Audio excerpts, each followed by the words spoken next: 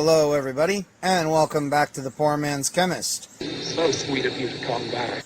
In this video, we are going to be continuing on with Chapter 3, and we are going to be getting into some light thermodynamics. Your suffering will be legendary, even in hell. I promise it will be relatively light, and I will try to summarize it all at the end.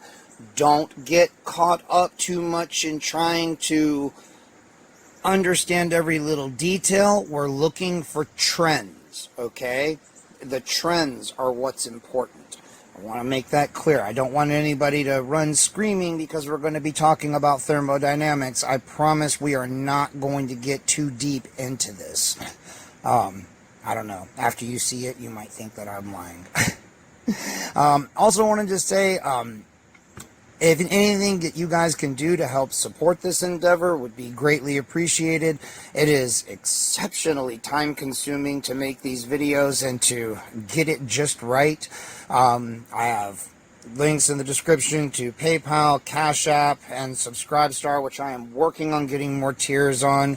I am going to try to get back onto Patreon as well because so many people keep insisting on it. Okay, fine, we'll give them a try again.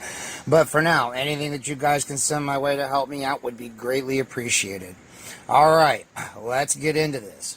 Relationships between structure and acidity. This section is what it's basically going to be discussing are the relationships that we see between bond strength and electronegativity and acidity as we go along the periodic table. Alright, so it starts here. Bond strength to the proton decreases as we move down the column, increasing its acidity. They show this with the halogens, and I think everybody can understand this pretty well at this point, okay? Hydriodic acid is a very strong acid. Hydrofluoric acid is a weak acid, all right? So this phenomena is mainly due to decreasing effectiveness of orbital overlap between the hydrogen 1s orbital and the orbitals of successively larger elements in the column. The less effective the orbital overlap, the weaker is the bond, and the stronger is the acid. The acidities of the hydrogen halides furnish us an example, okay? So I think that's very straightforward. Hydrofluoric acid has a very strong bond with hydrogen because the orbital overlap between these two is very good. We've already talked about this before in a previous video.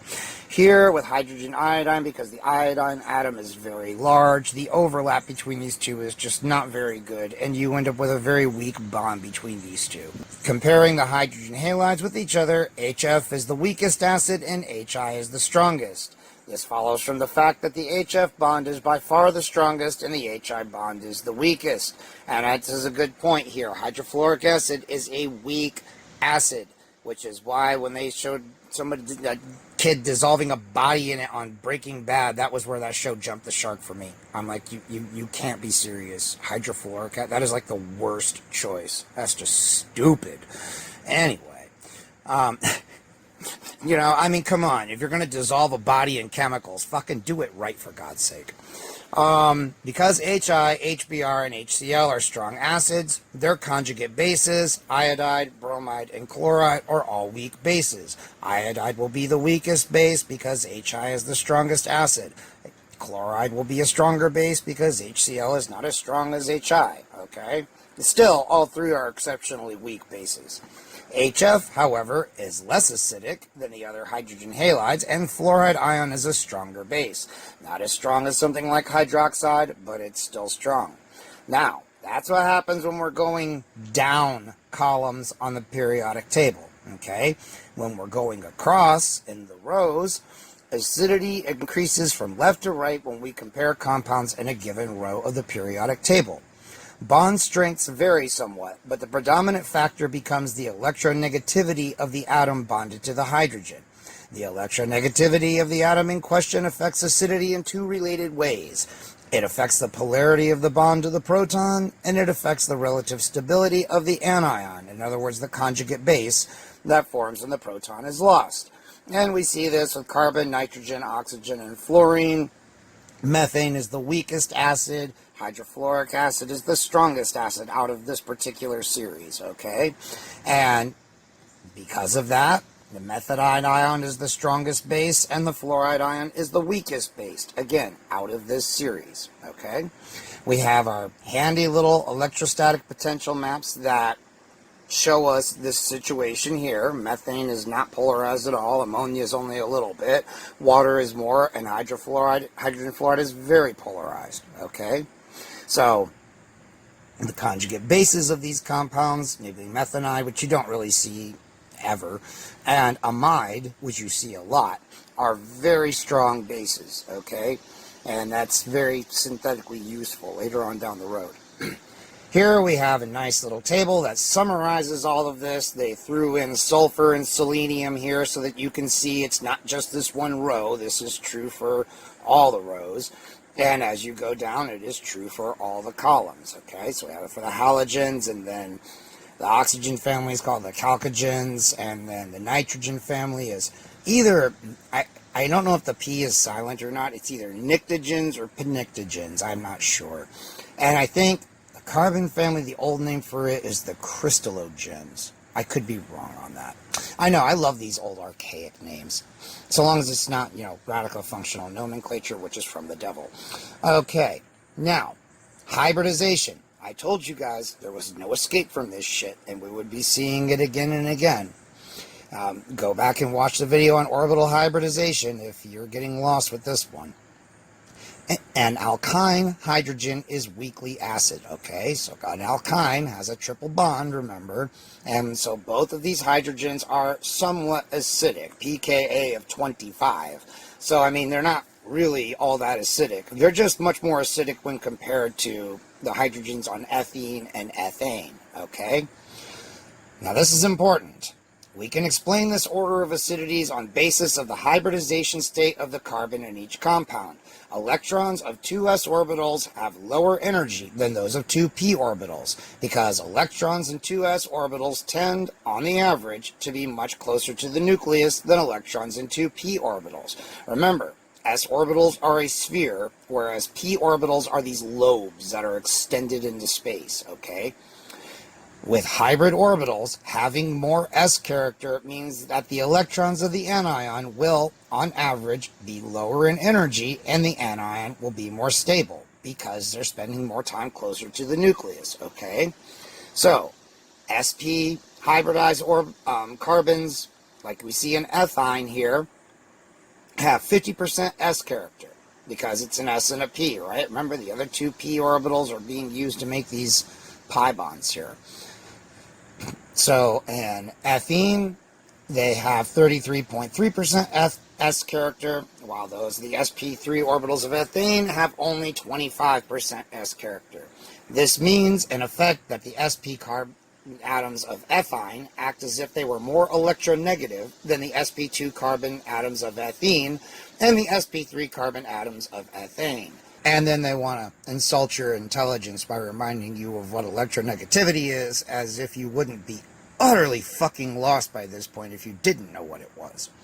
So, an sp carbon atom is effectively more electronegative than an sp2 carbon, which is in turn more electronegative than an sp3 carbon. Okay? And we can see it here again in our little electrostatic potential maps, where I think this has been exaggerated, because if you look at these colors, and then you go up here and you look at like hydrogen fluoride, you'd be thinking like, holy fuck, this is really polar. No, it's compared to these two guys, okay? It's not that polarized. Yeah, certainly does not compare with hydrogen fluoride. I mean, we can see that from its pKa, because it's only fucking 25, whereas what was hydrogen fluoride's? It was 3.2.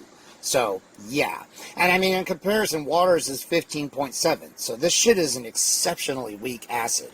But it's good to know this, because with exceptionally strong bases, we can pull these fucking hydrogen atoms off and form some carbon-carbon bonds, man. Introduce some triple bonds into our fucking compound if we need to, which opens up all kinds of fucking synthetic pathways to us. So, this is not just some arbitrary, abstract shit that we're talking about here. This is going to be useful later on down the road. So pay attention, kids.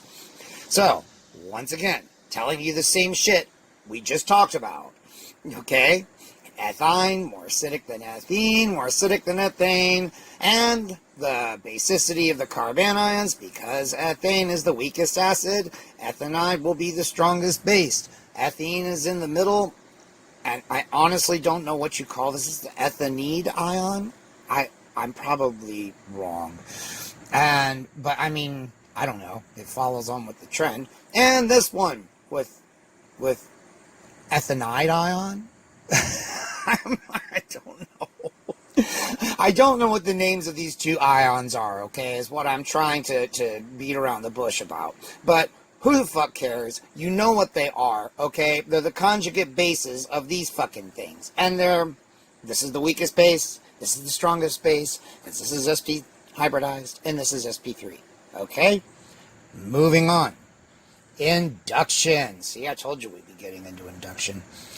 Carbon-carbon bond of ethane is completely nonpolar because at the end of each bond there are two identical methyl groups. So this bond is not polarized at all. The same cannot be said of the carbon-carbon bond of ethyl fluoride because it's fucking loose and a hussy. One end of the bond, the one nearer the fluorine atom, is more negative than the other. In other words, this bond is being polarized right here, okay?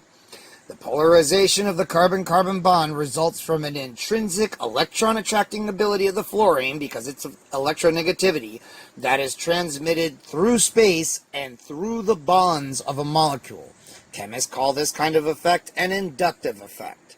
Inductive effects are electronic effects transmitted through bonds, okay? The inductive effect of a group can be electron donating or electron withdrawing. In other words, it could be highly electronegative like fluorine and is withdrawing electron density out of this shit.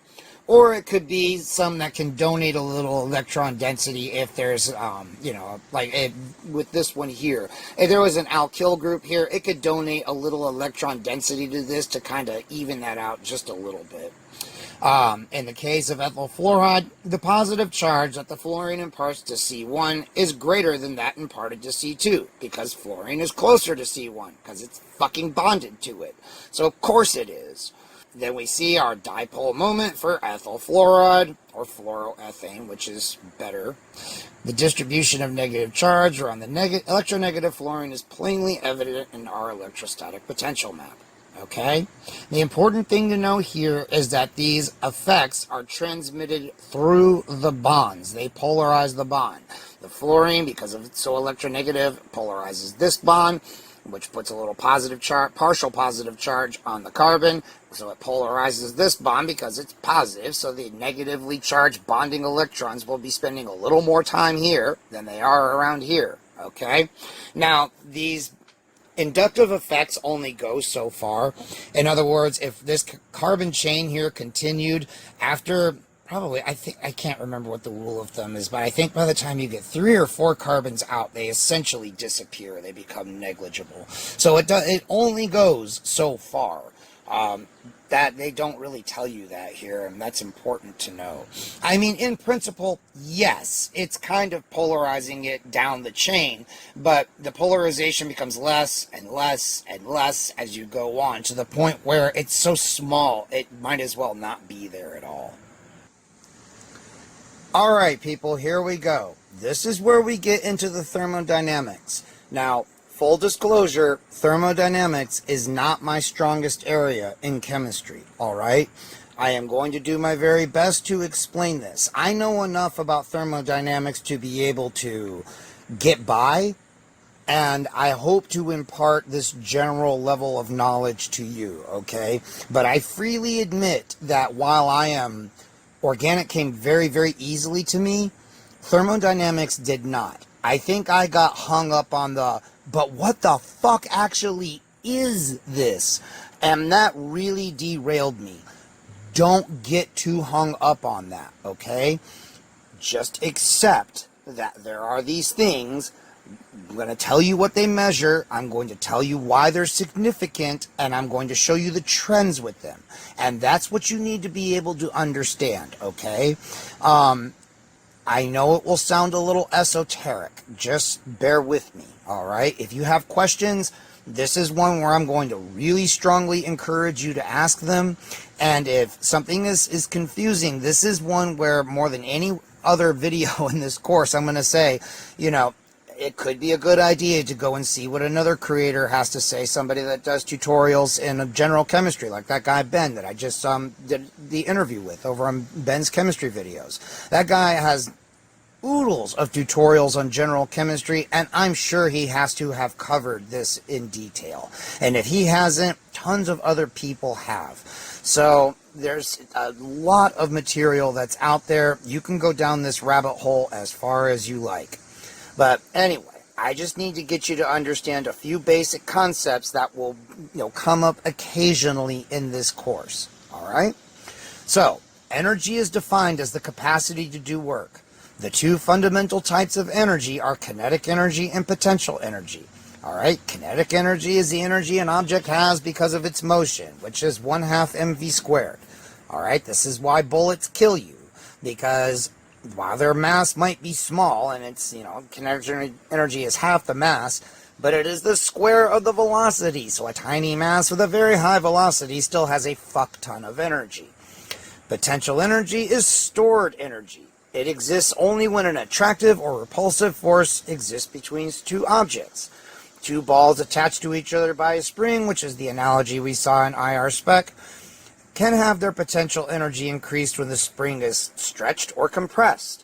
If the spring is stretched, an attractive force will exist. If it's compressed, a repulsive force. This is just like nuclei. If they get too close together, bond or no bond, they're not happy because they're not into that homo shit, alright? They get too far apart, it's just not practical to have neighbors that are that far apart, Otherwise, you can't go over to their house and borrow shit from them and never return it. When they're at the right distance, everything is happy, okay? I've got to go for that Goldilocks zone here, alright? Chemical energy is a form of potential energy. It exists because attractive and repulsive electrical forces exist between different pieces of the molecules, alright? Nuclei attract electrons. Nuclei repel each other. And electrons ain't into that homo shit either. It is usually impractical and often impossible to describe the absolute amount of potential energy contained by a substance, okay? We usually think in terms of its relative potential energy. That is the change in things, okay? We can't really talk about, it has this value is absolute and we know what it is. Most of the time we can't do that, but we can talk about the energy that's given off or absorbed as it changes from one state to another. That we can meaningfully talk about. Another term that chemists frequently use in this context is the term stability or relative stability. The relative stability of a system is inversely related to its relative potential energy, okay? The more potential energy an object has, the less stable it is. And we get the classic example of a boulder on top of a mountain, and there's a deep valley here, and you can go up to the top of the mountain and push the boulder off, and it will roll down and turn everybody into the valley into human puree, basically red paste, and then you have to run away from the mountain to avoid the murder charges. But the boulder has lost potential energy because it was converted into kinetic energy.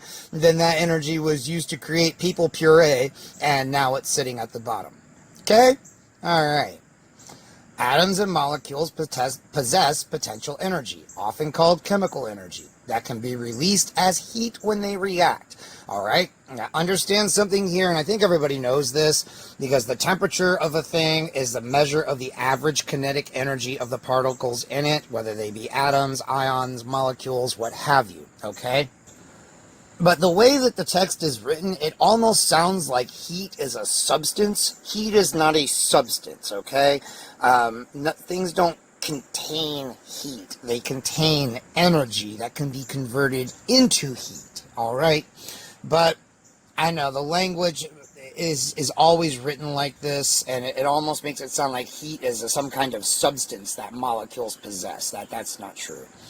Because heat is associated with molecular motion, see, this release of heat results from the change of potential energy to kinetic energy. From the standpoint of covalent bonds, the state of greatest potential energy is the state of free atoms. the state in which the atoms are not bonded to each other at all. This is true because the formation of a chemical bond is always accompanied by lowering of the potential energy. So we have two hydrogen atoms here. They're floating out in the interstellar void, and by random chance, they happen to encounter each other, and they're like, holy shit, man, I ain't bonded in fucking 100 million years. Come here, you. And then you get a release of energy that is equal to 436 kilojoules per mole of this shit formed. Okay? That's important. I know it's negative. All right? We're going to get to that. The potential energy of the atoms decreases by 436 kilojoules per mole as the covalent bond forms. This potential energy change is illustrated graphically in 3.7 because, I mean, fucking 6-year-olds would call that ridiculous. Anyway, a convenient way to represent the relative potential energies of molecules is in terms of their relative enthalpies or heat contents. See what I mean? They make it sound like heat is a substance that they possess, and this is not true. The difference in relative enthalpies of reactants and products in a chemical change is called the enthalpy change and is symbolized by a delta, which means change in something, H for enthalpy, and this little degree sign looking thing, which we're not going to worry about that now. I believe that refers to the standard enthalpy change, but don't worry about that. All you need to know is that when you see this, it is talking about an enthalpy change, okay? By convention, the sign of delta H for an exothermic reaction is negative, okay? I think everybody knows what an exothermic reaction is. Endothermic reactions have a positive delta H, okay? That is the thing that I really want you to remember. An exothermic reaction has a negative delta H. An endothermic reaction has a positive delta H, all right? So if you look up, some reaction in some reference work and you see a delta H there and it's a large negative number like this, you know that that reaction is pretty damn exothermic, all right? Now, this is where that's really going to become important. The relationship between the equilibrium constant and the standard free energy change, delta G.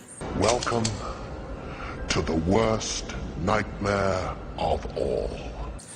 An important relationship exists between the equilibrium constant, KEQ, which we've already seen, and the standard free energy change, delta G, for a reaction. Delta G is equal to the negative of R times T times the natural log of the equilibrium constant. All right?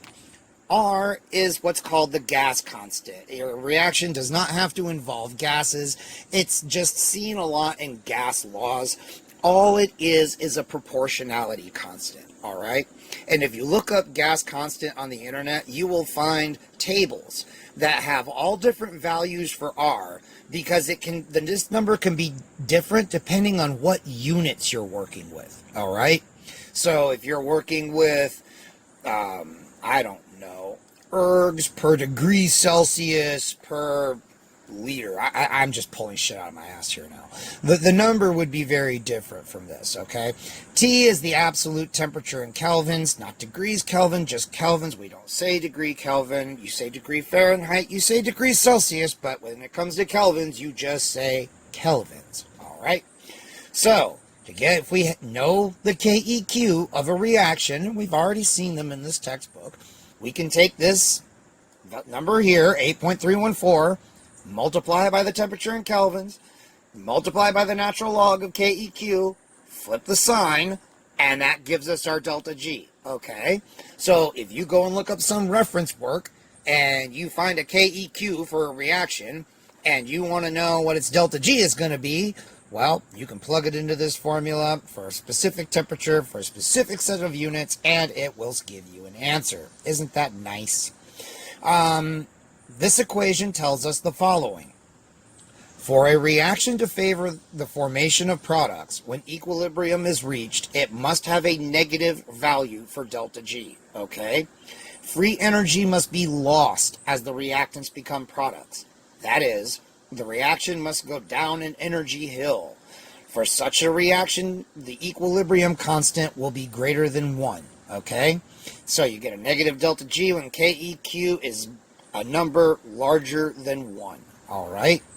If delta G is more negative than 13 kilojoules per mole, the equilibrium constant will be large enough for the reaction to go to completion, meaning that more than 99% of the reactants will be converted to the products when equilibrium is reached.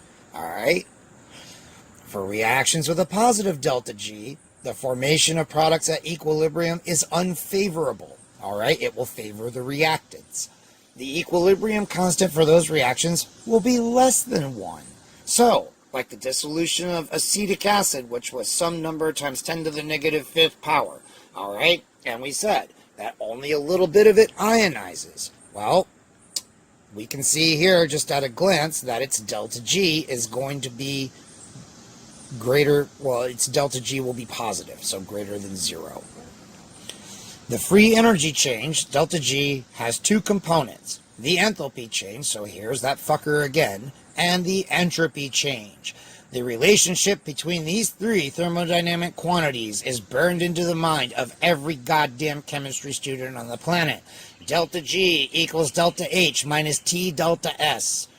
I'm sure at some point in my life I have laid there in my sleep and been mumbling this shit, along with PV equals nRT. They burned it into my mind! Anyway, we have seen that delta H is associated with changes in bonding that occur in a reaction. If, collectively, stronger bonds are formed in the products than existed in the starting material, delta H, the enthalpy, will be negative. The reaction is exothermic. If the reverse is true, delta H will be positive. The reaction is endothermic. A negative value for delta H, therefore, will contribute to making delta G negative and will consequently favor the formation of products. Because remember, we want delta G to be less than 0 if we want a reaction to basically go most of the way in the forward direction. We want more products than we want reactants. For the ionization of an acid, the less positive or more negative the value of delta H, the stronger the acid will be. Less positive or more negative. There's two different ways to say the same fucking thing. That's not confusing to people. Entropy changes have to do with changes in the relative order of a system. The more random a system is, the greater its entropy. Therefore, a positive entropy change plus delta S is always associated with a change from a more ordered system to a less ordered one. And what do they mean by order here? They're talking about the number of different states a system can exist in, all right? So if you have 5 big molecules, there's a certain number of ways those 5 molecules could be arranged around each other, okay? If you break those these 5 molecules react and produce they break into 2 other molecules that are smaller, then you have 10 molecules. Well, there's more ways you can rearrange 10 molecules than you can 5. So when this reaction happens and the big molecules break apart into smaller ones, the entropy has increased because there is more disorder in the system. There are more ways to arrange things than there were before, okay? I know this sounds very esoteric, but it's actually very straightforward. Alright. In the equation, delta G equals delta H minus T delta S, the entropy change, which is multiplied by T, the temperature in kelvins, is preceded by a negative sign. This means that a positive entropy change from order to disorder makes a negative contribution to delta G and is energetically favorable for the formation of products. Alright? So, positive entropy, because we got a negative sign here, is going to contribute to making delta G negative. Remember, we want delta G to be less than 0 if at all possible. Doesn't have to be, as we saw for our ionization of acetic acid. It just means not much of the fucking product forms. But we also talked about Le Chatelier's principle and ways to get around that limitation. But anyway, we'll discuss that in much greater detail down the road. For many reactions in which the number of molecules of products equals the number of molecules of reactants, so in other words, when two molecules to react to produce two molecules, the entropy change will be small, for the very reason I just said. If you end up with the same number of molecules, there's still basically the same number of ways to arrange those things around each other. More smaller things means more disorder. Fewer bigger things means more order. Okay? This means that except at high temperatures, where the term T delta S becomes large, even if delta S is small, the value of delta H will largely determine whether or not the formation of products will be favored. If delta H is large and negative, the reaction is exothermic, then the reaction will favor the formation of products at equilibrium. If delta H is positive, the reaction is endothermic, then the formation of products will be unfavorable. I really, really hope I haven't lost people here. All right? We're going to keep going with this because you're going to see here where this actually is applied. All right, so we're going to keep going because these sections are related to the sections we've just been discussing. I don't like to make these videos over half an hour long, but we're going to have to soldier on here with this. So, the effect of delocalization for carboxylic acids. Delocalization of the negative charge is possible in a carboxylate anion, but it is not possible in an alkoxide ion. We can show how delocalization is possible in carboxylate ions by writing resonance structures for the acetate ion. You guys know what resonance structures are. Remember, they are made simply by moving electrons. All right? Okay. Now, the two resonance structures we drew above distributed the negative charge to both oxygen atoms of the carboxylate group, thereby stabilizing the charge. This is a delocalization effect by resonance. In contrast, no resonance structures are possible for an alkoxide ion such as ethoxide. And you may wish to review the rules for writing resonance structures. I kind of agree with that. So, no resonance stabilization here, but we do have resonance stabilization here. Remember, these two, it goes back and forth. This will come here, these will go up here, then these will come back down here, and these will go up here, and it just goes back and forth, back and forth. So you never have a full negative charge on either oxygen. There is a partial negative charge on each of them. This spreads out the charge and is a massive stabilizing effect. A rule to keep in mind is that charge delocalization is always a stabilizing factor. I repeat, charge delocalization is always a stabilizing factor. And because of charge stabilization, the energy difference for formation of a carboxylate ion from a carboxylic acid is less than the energy difference for the formation of an alkoxide ion from an alcohol. Since the energy difference for ionization of a carboxylic acid is less than for an alcohol, the carboxylic acid is a stronger acid. Woo! All right. Now, the inductive effect. We have already shown how the negative charge in a carboxylate ion can be delocalized over two oxygen atoms by resonance. However, the electronegativity of these oxygen atoms further helps to stabilize the charge by what is called an inductive electron withdrawing effect. A carboxylate ion has two oxygen atoms whose combined electronegativity stabilizes the charge more than in an alkoxide ion, which only has a single electronegative oxygen atom. In turn, this lowers the energy barrier to forming the carboxylate ion, making a carboxylic acid a stronger acid than an alcohol. This effect is evident in the electrostatic potential maps depicting the bonding electron density of the two anions. So here's an acetate ion. You can see it only gets to orange on this fucker because it's spread out. No oxygen atom has a full-on negative charge. But in the alkoxide ion, it very much does, because these carbon atoms sure as fuck ain't taking no negative charge. They ain't having that shit. Negative charge in the acetate ion is evenly distributed over the two oxygen atoms, whereas in ethoxide, the negative charge is localized on one oxygen atom. It is also reasonable to expect that a carboxylic acid would be a stronger acid than an alcohol when considering each as a neutral molecule prior to the loss of the proton, because both functional groups have a highly polarized OH bond, which in turn weakens the bond to the other hydrogen atom. However, the significant electron withdrawing effect of the carbonyl group in acetic acid and the absence of an adjacent electron withdrawing group in ethanol make the carboxylic acid hydrogen much more acidic than the alcohol hydrogen. Okay, I think you can see it down here better in these electrostatic potential maps. So, it says here the electrostatic potential maps at approximately the bond's density surface for acetic acid and ethanol clearly shows the positive charge on the carbonyl carbon of acetic acid compared to the CH2 carbon of ethanol. All right. Remember from our discussion on functional groups that carbonyls, a carbon double bonded to oxygen, is polarized, okay? The oxygen will have a partial negative charge and the carbon will have a partial positive charge, all right?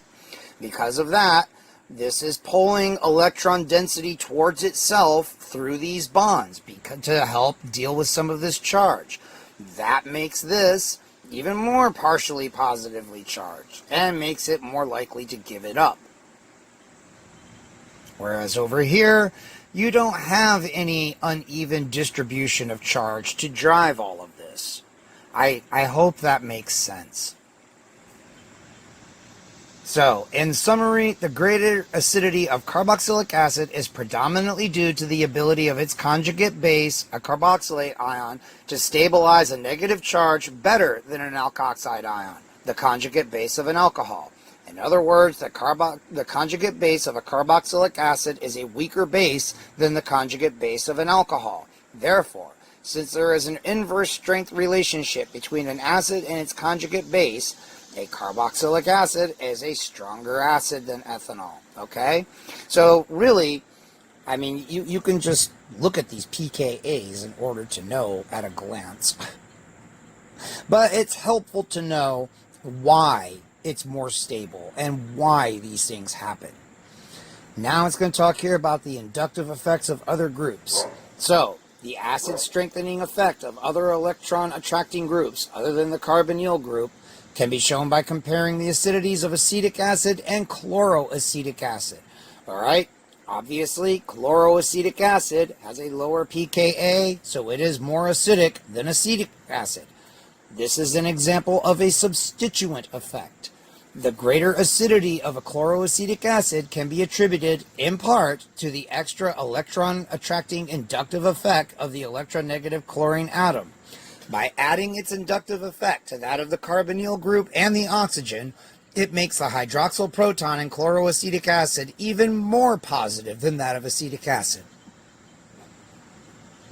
It also stabilizes the chloroacetate ion that is formed when the proton is lost by dispersing its negative charge. Okay, see that?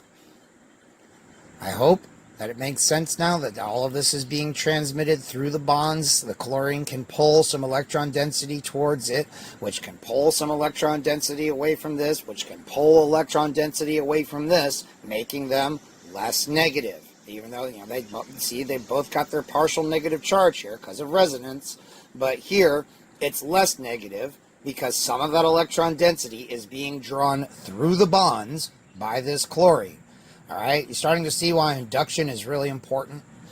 Dispersal of charge always makes a species more stable, and, as we have seen now in several instances, any factor that stabilizes the conjugate base of an acid increases the strength of the acid.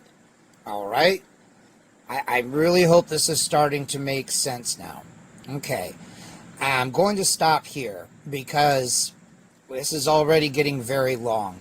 There's not a whole lot left of Chapter 3, I don't think. Let's just take a quickie look here. Okay, maybe I was wrong. Alright, there's a good chunk of Chapter 3 left. We will pick that up in another video, and then we will wrap up Chapter 3, and if it doesn't take too long, we may even go ahead and start Chapter 4 in that video. So, If you like this video, give it a thumbs up. And if you didn't, well, tell me what the fuck you didn't like about it. Subscribe, comment, please share the video, ask questions if you have them, donate a few bucks if you can. And until the next one, you guys, I'll see you later.